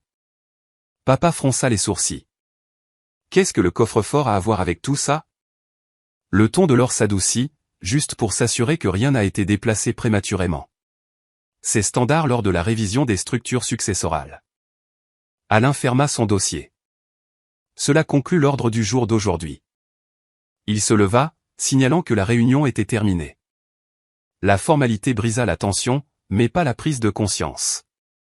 Viviane se leva trop rapidement, sa chaise raclant légèrement le sol. Elle rassembla son sac, ses mouvements vifs. Chloé marmonna quelque chose à propos d'un rendez-vous et la suivit. Papa s'attarda, regardant la table. « Tu penses que je perds le contrôle de tout ça, n'est-ce pas » demanda-t-il doucement. Je pris sa main doucement. « Pas du tout, papa. Tu t'assures juste que les choses sont faites correctement. » Il hocha la tête lentement, les épaules affaissées. « Je n'ai jamais voulu que ce soit une bataille. » Je souris doucement. « Alors nous n'en ferons pas une. » Quand il partit avec Alain, je restai un moment, regardant la lumière s'estomper à travers les stores. L'odeur de café s'était refroidie, devenant légèrement amère. Je pris la feuille d'accusé de réception et regardai les 4 signatures alignées sur la page. Pour la première fois, tout était par écrit. Pas de suppositions, pas de modifications cachées, pas de pièges verbaux. De retour dans ma voiture, je m'assis en silence, laissant le chauffage dégeler le froid de mes mains. Mon téléphone vibra avec une nouvelle notification par email. Mise à jour du dossier de conformité. Visite au coffre-fort vérifié et sous enquête. 2 entrées confirmées. L'objet brillait dans la faible lumière du tableau de bord.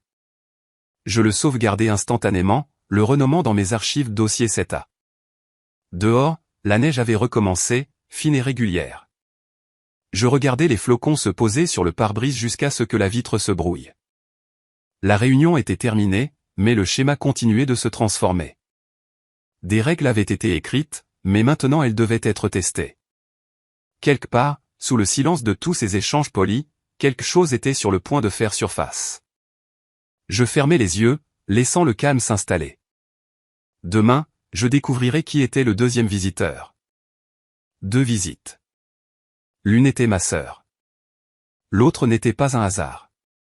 Cette pensée résonnait dans mon esprit alors que je conduisais à travers le brouillard matinal vers l'agence du centre-ville de la banque. L'air était lourd de froid et la rue brillait encore du givre de la nuit. Je me garai sous les arbres squelettiques qui bordaient le trottoir et restai assise un moment, fixant le reflet de mon propre visage dans le pare-brise. J'avais l'air calme, composé, mais à l'intérieur tout coulait comme un courant silencieux sous la glace.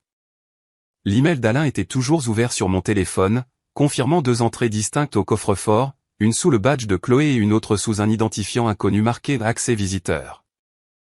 Aujourd'hui, je découvrirai qui était ce visiteur. Jeanne me rejoignit à la porte latérale. Le col de son manteau relevait contre le vent. Elle me conduisit à travers un court couloir qui sentait faiblement l'encre et le polish métallique. Les lumières de son bureau étaient déjà allumées, des papiers soigneusement empilés sur le bureau. Elle me fit signe de m'asseoir. « La mesure conservatoire est toujours active, dit-elle, me tendant un journal imprimé. Les 2 visites que vous avez demandées sont signalées. L'une le mardi à 15h42. Vérifiée comme étant Chloé. La seconde le jeudi à 18h. Accès accordé par autorisation temporaire. Aucun client listé. » Je traçai les lignes imprimées avec mon doigt, comme je le faisais en examinant les rapports de conformité au travail. Qui a signé pour le laissez-passer temporaire? Jeanne hésita. C'était une notaire mobile, dit-elle finalement. Elle s'appelle Hélène Croix. Elle a déjà été utilisée par votre belle-mère. Je sentis mon pouls ralentir, lourd et délibéré. Est-elle entrée seule? Non. La vidéo la montre accompagnée de Chloé. Toutes 2 se sont enregistrées, mais Hélène s'est occupée de la paperasse. Je hochai la tête une fois, veillant à garder ma voix égale. Pouvez-vous préserver les images sous la mesure conservatoire actuelle? Elle sourit faiblement. Déjà fait. Je m'adossai, fixant le néon qui bourdonnait au-dessus de nous. Je me souvins des mots de Viviane au brunch, cette promesse douce de simplicité. Je pensais à la confiance de Chloé lors de la dernière réunion, son sourire facile en signant l'accusé de réception. Tout était chorégraphié, chaque mouvement un pas de plus vers le contrôle, mais elles avaient commis une erreur. Elles avaient laissé une piste qu'elles ne pouvaient plus modifier. Jeanne me regarda pensivement. « Voulez-vous que je fasse remonter cela en interne ?» Je secouai la tête. « Pas encore. Gardez juste les dossiers scellés. » Elle hocha la tête, comprenant. Avant que je ne parte, elle me tendit une copie imprimée des images fixes de la vidéosurveillance. Les images étaient granuleuses, mais assez claires. Chloé et Hélène, toutes deux debout près du coffre. Leur visage à moitié tourné vers la caméra. L'expression de Chloé était tendue, impatiente. Hélène était nerveuse, ses lèvres pressées en une fine ligne. Dehors, le ciel s'était éclairci en un gris plat. J'appelai Alain depuis le parking, mon souffle visible dans l'air. Je lui racontai ce que j'avais trouvé. Les noms, l'horodatage, la vidéo. Sa voix resta calme mais portait du poids. Cela confirme une implication externe. Nous pouvons immédiatement envoyer une lettre de statu quo. Elle gèlera toute activité documentaire en cours liée à la succession. J'expirai lentement. Faites-le. À midi, la lettre était envoyée. Elle était courte, formelle et définitive. La première ligne disait « Cet avis confirme un statu quo procédural sur toutes les révisions de documents successoraux ou financiers en attente jusqu'à la vérification de la capacité et de l'autorisation. » Le langage était hermétique, ne laissant aucune place à l'interprétation. Alain me mit en copie, ainsi que le bureau de conformité de la banque. 1 heure plus tard, mon téléphone vibra. Un message de Viviane. « Je viens de voir la lettre. Est-ce vraiment nécessaire ?» Je ne répondis pas. Un autre message suivit. « Nous sommes tous du même côté ici. » Je ne répondis toujours pas. Le silence était une forme de pouvoir qu'elle ne comprenait pas. Ce soir-là, je rendis visite à papa. Le chalet au bord du lac était silencieux sous un fin voile de neige, la lumière du porche vacillant dans le vent. Il ouvrit la porte en pull, et sourit faiblement. « Je ne t'attendais pas ce soir. » Je tendis un sac en papier, j'ai apporté le dîner. Il me fit entrer, l'odeur de cèdre et d'air d'hiver remplissant le couloir. Viviane était à une réunion, avait-il dit. La maison semblait plus calme sans sa voix résonnant à travers elle. Nous nous assîmes près du feu après avoir mangé, la chaleur douce contre le silence. Je lui demandai comment il se sentait à propos de tous ces derniers temps. Il se frotta les mains, fixant les flammes. Parfois, j'ai l'impression que les gens prennent des décisions pour moi. Ils disent que c'est pour aider, mais je me perds dans les détails. Je hochai la tête, gardant un ton doux. Veux-tu que je ralentisse les choses pour toi, papa ? Ses yeux croisèrent les miens. Et un instant, il ressembla à l'homme dont je me souvenais. Fort, stable. Oui, dit-il doucement. Ralentis les choses. Avant que je ne parte, il me tendit une petite clé de sa poche. Garde ça pour l'instant, dit-il. Je demandai ce que c'était. Il sourit. La clé de rechange du coffre dans mon bureau. J'avais l'intention de le vider de toute façon. Le lendemain matin, je m'arrêtai de nouveau au bureau d'Alain. Il examinait l'accusé de réception de la lettre de statu quo de la banque. Il leva les yeux quand j'entrai. La lettre a fonctionné. Toute activité est en pause, dit-il. Chloé a appelé plus tôt pour connaître les prochaines étapes, mais je lui ai conseillé que rien ne bougerait tant que l'enquête ne serait pas close. Je m'assis, ressentant la satisfaction tranquille du progrès. Et Hélène croit. Il soupira. Elle est techniquement indépendante. Nous pouvons émettre une demande de témoignage par l'intermédiaire de son avocat. Si elle coopère, nous obtiendrons une déclaration. Plus tard dans la journée, la banque confirma que l'accès au coffre-fort était désormais bloqué sous la mesure de préservation. Toute personne tentant d'y entrer déclencherait une alerte de conformité. Le système signalerait la tentative, l'enregistrerait et informerait automatiquement le service juridique. Cette nuit-là, je ne pus dormir. Je rejouais sans cesse l'image de Chloé et Hélène debout près de la porte du coffre, leur visage figé dans l'image fixe. J'imaginais le son de la serrure métallique tournant, le faible écho des papiers qui s'agitent, la panique silencieuse de réaliser que quelqu'un avait vu. L'image n'était pas de la vengeance. Elle était de la clarté. À 3 heures du matin, je fis du thé et m'assis près de la fenêtre. La rue en contrebas était vide, la neige scintillant sous le lampadaire. Je pensais à toutes les batailles silencieuses menées dans les familles. Celles qui n'entrent jamais dans les histoires. Celles qui ne sont pas menées avec des cris mais avec des dossiers, des dates et des signatures. À l'aube, un email d'Alain arriva. Statu quo accusé de réception par toutes les parties. Conformité a confirmé l'intégrité de la mesure conservatoire. Je le transférai à mon dossier d'archives et ajoutai une nouvelle note à mon journal. 2 visites, une avec ma sœur, une avec la notaire de Viviane, toutes 2 sous mesure conservatoire. Statu quo effectif. Chaîne de possession sécurisée. Cet après-midi-là, un message arriva d'une adresse inconnue. Juste 5 mots. Vérifie le tiroir du bureau de ton père. Ma poitrine se serra. C'était le même numéro qui avait envoyé l'indice sur le coffre-fort. Je fixai l'écran, les mots brillants comme un murmure que je pouvais presque entendre. Le soir venu, je me rendis au chalet. L'air était cassant, le ciel d'un bleu profond s'estompant dans le noir. À l'intérieur, la maison était silencieuse. Papa dormait dans son fauteuil, la télévision murmurant à voix basse. Je me déplaçai doucement dans le couloir jusqu'à son bureau. La clé s'inséra facilement dans la serrure du tiroir. À l'intérieur se trouvaient des piles d'enveloppes, certaines jaunies par le temps. L'une d'elles attira mon attention, étiquetée de l'écriture de mon père, révision testament 2018. En dessous, une plus petite enveloppe scellée d'un cachet de notaire. Mon nom était écrit sur le devant. Je ne l'ai pas encore ouverte.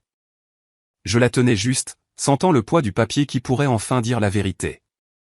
Derrière moi, le feu crépitait faiblement, le son doux et régulier. Je savais que la prochaine étape changerait tout. Mais pour la première fois depuis des semaines, je n'avais pas peur. Je fermai doucement le tiroir et glissai l'enveloppe dans mon sac. En sortant, je jetai un coup d'œil à papa endormi. Les rides de son visage s'adoucissaient dans la lueur de la télévision. Il avait l'air paisible, comme si le monde extérieur ne pouvait plus le toucher. Je murmurai une promesse dans la pièce silencieuse. Je protégerai ceci, et je te protégerai toi. Dehors, la neige avait recommencé, de fins flocons dérivant comme de la poussière. Je restai un moment sur le porche, l'air froid me mordant la peau, et regardai le blanc se poser sur le lac gelé. Quelque part derrière moi, dans ce tiroir de bureau, la vérité attendait depuis des années. Le dossier était plus vieux que je ne l'attendais, les bords adoucis par des années d'ouverture et de fermeture. Je portais des gants en coton, du genre utilisé pour l'archivage, bien que mes mains tremblassent encore un peu en soulevant la première page. Le bureau était silencieux, à l'exception du faible tic-tac de l'horloge murale et du bruit de la neige fondant des avant-toits à l'extérieur. L'air sentait le cèdre et le papier. L'enveloppe en manille contenait plusieurs lettres, toutes écrites de la main inimitable de mon père, chacune datée soigneusement dans le coin supérieur droit. La plus ancienne datait de 5 ans, la plus récente du printemps dernier. Mon nom apparaissait sur chacune d'elles. Je m'assis à son bureau, le même qu'il avait utilisé pendant des décennies, et commençai à lire. Il avait écrit simplement, sans phrasé juridique ni prétention. La première ligne de la plus ancienne lettre disait « Mon intention a toujours été que tout soit divisé équitablement, la maison, les comptes, et ce qui restera après les dettes. » Il mentionnait Viviane avec gentillesse, disant qu'elle devrait avoir le confort mais pas le fardeau. Chaque page portait ce même ton. Clarté, équité, amour enveloppé de pragmatisme. Ma poitrine se serra en lisant la dernière ligne de la dernière lettre. Si je ne suis pas là pour l'expliquer, je fais confiance à Élodie pour m'assurer que cela reste juste. Les mots se brouillèrent légèrement avant que je ne les ramène au point par un clignement d'yeux. Je pris une profonde inspiration et commençai à cataloguer ce que je voyais, photographiant chaque page avec mon téléphone. La lumière de la lampe de bureau faisait briller l'encre d'un bleu pâle. Je vérifiai les horodatages, m'assurant que chaque photo portait les bonnes métadonnées. Puis j'ouvris une nouvelle note sur mon ordinateur portable et tapai « Lettres originales découvertes ». Tiroir du bureau. 13 janvier, 20h42.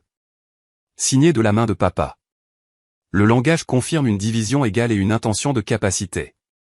Le deuxième dossier en dessous contenait un rapport d'une clinique datant de seulement 2 mois. Je reconnus l'entête de l'évaluation cognitive qu'Alain avait organisée avec le consentement de papa. Il y était clairement indiqué qu'il possédait une pleine capacité de prise de décision lorsqu'on lui accordait suffisamment de temps et de soutien, tout en notant une légère vulnérabilité à la pression extérieure. La phrase était soulignée 2 fois. Je pliai soigneusement le rapport et l'ajoutai à la pile croissante à côté des lettres. Les pas de papa craquèrent doucement dans le couloir. Il apparut dans l'embrasure de la porte, vêtu de sa robe de chambre en flanelle, se frottant la nuque. « Je n'arrivais pas à dormir, dit-il. Trop de choses en tête. » Je fermai le dossier à moitié, croisant son regard. « J'ai trouvé tes lettres, papa. » Il regarda le bureau, puis hocha lentement la tête. « J'ai écrit ça il y a longtemps, quand j'ai commencé à sentir la pression. Je voulais que ce soit sur papier. Je ne voulais pas que quelqu'un pense que je ne savais pas ce que je faisais. » Sa voix se brisa légèrement. « Tu as toujours été la plus stable. » Je me levai et le serrai doucement dans mes bras, sentant la fragilité de sa silhouette. « Tu as fait ce qu'il fallait, dis-je. Celles-ci sont claires. Elles te protégeront. » Il hocha la tête, les yeux humides. « Je n'ai jamais voulu que ça devienne une bataille. Je sais, papa. Je m'assurerai que ça se termine bien. » Après qu'il soit retourné au lit, je me rassis et continuai à documenter. Je scannais chaque page avec l'application de documents de mon téléphone, sauvegardant les fichiers dans mon dossier crypté. Ensuite, je fis une somme de contrôle sur les scans, créant une empreinte pour vérifier l'authenticité. Je scellai les originaux dans une nouvelle enveloppe et l'étiquetai chaîne de possession A. Au dos, je signai mes initiales, la date et l'heure. À minuit, j'envoyai un SMS d'une seule ligne à Alain. Lettres originales et évaluation clinique trouvée. Chaîne établie. Il répondit en quelques minutes. Gardez les originaux scellés. Apportez des copies demain. Nous authentifierons par vérification de témoins. Le lendemain matin, le monde semblait lavé après la tempête. Je me rendis au bureau avec l'enveloppe dans mon sac, la chaleur de la voiture réchauffant lentement mes doigts. La radio jouait doucement, une vieille chanson sur le foyer et le pardon. Quand j'arrivai, Alain attendait déjà avec Laure et une assistante juridique comme témoin. La pièce sentait à nouveau faiblement le café et le papier.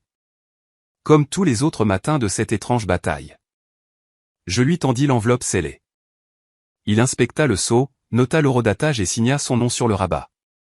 Puis il l'ouvrit soigneusement, sortant les lettres une par une. La pièce devint silencieuse pendant qu'il lisait. Quand il eut fini, il leva les yeux vers moi. Ceci confirme une intention à long terme. Sa voix portait une satisfaction tranquille. Il se tourna vers Laure. Nous joindrons ceci comme pièce au procès-verbal. Laure hocha la tête, notant les détails dans son registre. Viviane arriva sans prévenir juste après 10 heures. Elle entra avec son parfum habituel et son calme poli, mais son sourire vacilla quand elle vit les papiers sur la table. Je passais juste pour apporter ses médicaments à Robert, dit-elle, bien que ses yeux se posassent sur le dossier. Alain lui fit signe de s'asseoir. Timing parfait, dit-il. Nous étions justement en train de revoir la confirmation de l'intention antérieure de Robert. Viviane se figea un instant, puis força un sourire. C'est bien. Je suis contente que tout soit examiné. Alain lui tendit une copie de la page de résumé montrant la division égale, la clause de confort et la durée de 5 ans pour le chalet. Ses yeux scannèrent rapidement. Elle s'attarda sur le mot égal. Ce n'est pas comme nous en avions discuté la dernière fois, murmura-t-elle. Le ton d'Alain resta calme. Ceci est antérieur à tous les récents brouillons et servira de référence définitive pour la refonte. Viviane hocha la tête lentement, croisant les mains. Si c'est ce que Robert voulait, c'est ce qui compte. Chloé arriva 10 minutes plus tard, une tension émanant d'elle comme de l'électricité statique. Elle ne s'assit pas. Elle croisa simplement les bras et dit « On refait tout encore ?» Alain sourit poliment. « Nous clarifions tout, Chloé. C'est comme ça que la loi fonctionne. » Elle souffla, ses yeux se dartant vers moi. « Tu ne peux tout simplement pas laisser tomber, n'est-ce pas ?» Je la regardai fixement. Je m'assure juste que la voix de papa est celle qui est entendue. Laure s'éclaircit doucement la gorge. Restons professionnels, s'il vous plaît. Chloé se laissa tomber sur la chaise, expirant brusquement. Le reste de la révision se passa dans un quasi-silence. Quand Alain eut fini de lire le résumé à voix haute, il nous demanda à chacun de parapher une ligne, confirmant que nous l'avions examiné. Viviane hésita, mais signa. Chloé appuya le stylo plus fort que nécessaire, laissant une petite déchirure dans le papier. Je signai en dernier, stable et clair. Après la réunion, Alain se tourna vers moi. Nous préparons la refonte finale pour exécution demain matin. J'aurai le notaire et les témoins prêts. Le rapport de la clinique servira de confirmation de capacité, et ces lettres resteront scellées jusqu'à l'enregistrement. Je hochai la tête, ressentant la première véritable vague de soulagement depuis des mois. Cet après-midi-là, je rendis de nouveau visite à papa. Le ciel était couvert, du genre qui donnait au lac l'aspect de l'acier. Il était assis près de la fenêtre, une couverture sur les genoux, une tasse de thé sur la table à côté de lui. « As-tu réglé ça ?» demanda-t-il. Je souris. Presque. Une dernière étape demain. Il me regarda longuement, puis hocha la tête. Je te fais confiance, Élodie. Tu as la patience de ta mère. Je m'assis à côté de lui un moment, écoutant le vent contre la vitre. Il parla des vieux étés au lac, de maman apprenant à Chloé à nager pendant qu'il construisait le ponton. Il y avait une douceur dans sa voix que je n'avais pas entendue depuis des années. Quand il s'endormit enfin, je regardais la pièce, m'imprégnant des photos familières, du son de l'horloge, de la faible odeur des murs en cèdre. On se sentait de nouveau à la maison, pas sur un champ de bataille. Cette nuit-là, de retour dans mon appartement, j'ouvris mon ordinateur portable pour organiser les derniers fichiers, les scans, les photos, le rapport de la clinique, les procès-verbaux juridiques. Chaque pièce avait sa place. Alors que je fermais les dossiers, un aperçu d'un nouvel email clignota sur l'écran. Il provenait de l'adresse de Viviane. Horodatage, 2 minutes plus tôt. Le sujet était le brouillon bénéficiaire. Un instant, mon estomac se noua, mais quand je l'ouvris, le document se chargea en blanc, juste des champs vides sans aucune entrée. Les métadonnées montraient une tentative de révision, écrasée et sauvegardée à 0 kilooctets. Je fixai l'écran, un calme lent et régulier m'envahissant. Je fis une capture d'écran, l'horodater et la sauvegarder dans mon journal final. Puis, je m'adossai à ma chaise, le bourdonnement du chauffage remplissant le silence. Demain apporterait la signature propre, et pour la première fois, je crus que cela pourrait réellement tenir. Le stylo semblait plus lourd qu'il n'aurait dû, comme s'il portait le poids de chaque mot qui avait jamais été signé dans cette famille. La salle de conférence sentait faiblement le café et l'encre. L'air était immobile, avec ce genre de silence qui signifie que personne n'ose parler le premier. La notaire neutre était assise au bout de la table. Une femme d'une 60aine d'années aux cheveux gris doux et au regard qui voyait tout. 2 témoins désintéressés attendaient à côté d'elle, stylo en main, les yeux patients. Les documents reposaient au centre, parfaitement alignés. Chaque page était vierge, fraîchement sortie de l'imprimante, prête à devenir ce que mon père avait voulu des années auparavant. Avant que le bruit ne commence. Je regardais de l'autre côté de la table Chloé, dont la confiance avait enfin commencé à s'estomper. Viviane était assise à côté d'elle, l'expression illisible, un très léger tremblement dans ses mains jointes. Papa était assis en bout de table, le visage pâle mais calme. Ses lunettes de lecture reposaient à mi-chemin sur son nez alors qu'il parcourait la première page. Alain se tenait à sa droite, expliquant chaque paragraphe lentement, prudemment, sa voix stable. Chaque mot portait le poids des semaines passées à collecter, préserver, attendre. Laure, l'experte comptable, prenait des notes au coin de la table, levant occasionnellement les yeux pour confirmer les chiffres. Je pouvais entendre le faible bourdonnement du néon au-dessus et le tic-tac de l'horloge sur le mur. Chaque seconde sculptant sa place dans le temps. Alain lut le titre du document à voix haute. Refonte de la fiducie familiale Robert. Il fit une pause pour laisser les mots s'installer. Papa hocha la tête. Sa voix, bien que faible, portait de la clarté. Assurons-nous que celle-ci est la dernière. Le sourire de Viviane était petit mais cassant. Bien sûr, mon cher.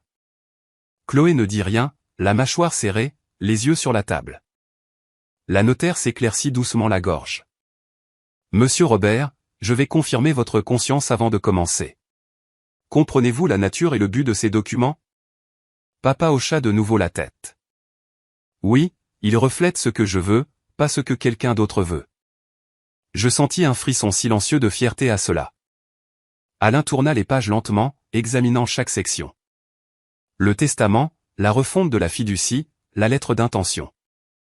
Tout correspondait aux originaux trouvés dans l'écriture de papa. Chaque distribution, chaque clause reflétait l'équilibre qu'il avait toujours voulu. Viviane aurait le droit de vivre au chalet pendant 5 ans après son décès, avec les frais d'entretien couverts par la fiducie. Après cela, la propriété reviendrait en copropriété égale entre Chloé et moi. Les comptes étaient divisés équitablement. Pas de raccourci de compte joint ou de transfert en cas de décès, pas de clause cachée, pas de ruse. Quand papa signa, la notaire apposa son sceau avec une cérémonie silencieuse. Le son du tampon pressant contre le papier était net et final. Les témoins suivirent l'un après l'autre, leur nom s'enroulant proprement à l'encre bleue. Je signai en dernier, à côté de la ligne d'accusé de réception, ma main stable. À mi-parcours, Alain arrêta de lire. Ses sourcils se froncèrent alors qu'il sortait un dossier séparé de sa mallette. Ceci, dit-il, a été soumis la semaine dernière sous la signature de Viviane, mais sans autorisation. Il l'ouvrit, révélant un formulaire à moitié rempli, familier dans sa mise en page mais différent dans son ton, la même tentative de bénéficiaire pré-rempli qui avait été interceptée des semaines auparavant. La même écriture. Chloé inspira brusquement. Les yeux de Viviane se dardèrent vers elle. Alain le tendit à la notaire. Veuillez annexer ceci au procès-verbal d'aujourd'hui comme preuve d'ingérence antérieure. La notaire hocha la tête et le plaça dans une enveloppe transparente, la scellant avec du ruban adhésif. Papa parut confus un instant, puis las. C'était récent? Le ton d'Alain était prudent. Ça l'était, mais ça n'aura aucun effet maintenant. Tout ce qui est signé aujourd'hui remplace les brouillons antérieurs. Papa hocha la tête, s'adossant à sa chaise. Alors gardons sa propre cette fois. La voix de Viviane était douce quand elle parla. J'essayais juste de faciliter les choses pour tout le monde. La tête de Chloé se tourna vers elle, le premier signe d'émotion fissurant son sang-froid. Plus facile pour qui, maman? Les yeux de Viviane vacillèrent, ne sachant comment répondre. Pour nous tous, dit-elle finalement, bien que sa voix tremblât. Laure ferma son registre, son ton doux mais ferme. La transparence rend toujours les choses plus faciles. Viviane ne répondit pas. Chloé baissa les yeux sur ses mains, tournant la bague à son doigt jusqu'à ce qu'elle laisse une légère marque rouge. Quand ce fut fini, Alain rassembla les copies signées, les empila proprement, et tendit les originaux à la notaire pour vérification. Les documents seraient déposés le jour même, enregistrés auprès du tribunal et de l'administrateur de la fiducie. Chaque signature, chaque témoin, chaque horodatage serait préservé sous conservation des dossiers. Il n'y aurait pas de lacune, aucune chance de révision. Papa sourit faiblement, l'épuisement adoucissant ses traits. Je pense que je peux enfin dormir tranquille maintenant, dit-il. Tu le peux, lui dis-je. Sa main trouva la mienne sur la table, la même prise chaude et stable que je me souvenais de mon enfance. Il me regarda un long moment, puis hocha la tête comme si quelque chose de non dit avait été compris. Après la réunion, nous l'accompagnâmes à la voiture. Le vent s'était levé, portant une odeur de pluie. Viviane serra fermement son manteau, évitant mon regard. Chloé s'attarda près de la marche, fixant son téléphone comme si elle voulait y disparaître. Quand papa fut installé à l'intérieur, je me tournai vers Alain. Merci, dis-je doucement. Il sourit. Vous avez fait le plus dur. Vous avez gardé votre calme.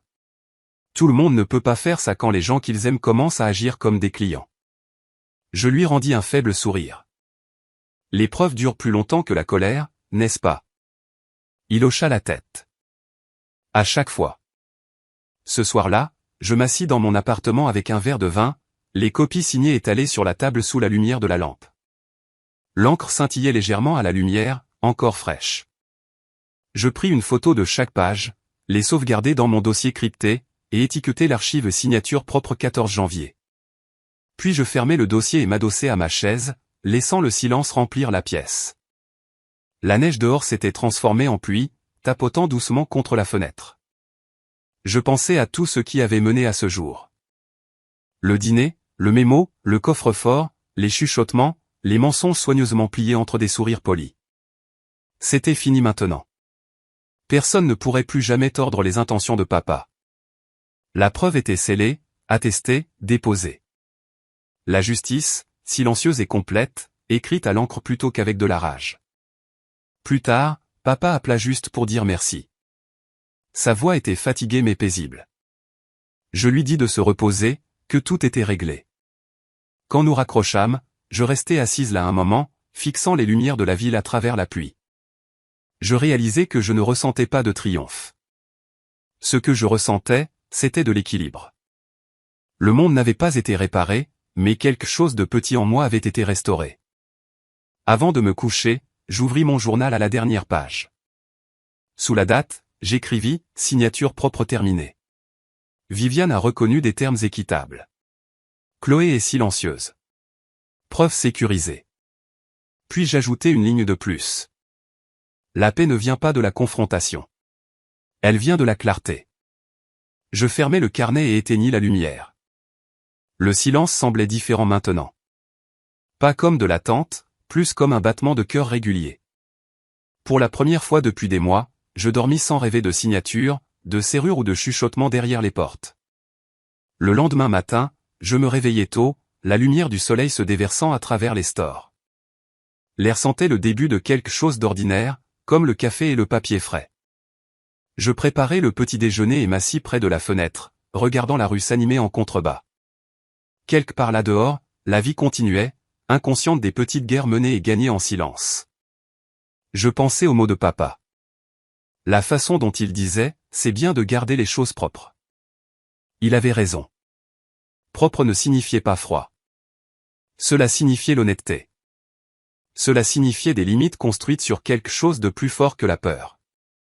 Je baissai les yeux sur la table où les documents reposaient encore dans leur dossier. Le sceau du notaire scintillant faiblement sous la lumière. Mon reflet vacillait sur la surface brillante. Calme et entière. Je me murmurai. C'est suffisant. Si vous avez déjà eu à protéger quelqu'un que vous aimez contre l'exploitation, vous connaissez ce sentiment. Le calme après la tempête. Quand la preuve parle plus fort que la douleur ne l'a jamais fait. J'ai appris que le silence n'est pas une faiblesse. Sa force se mesure en patience, dans chaque dossier conservé, chaque limite tenue.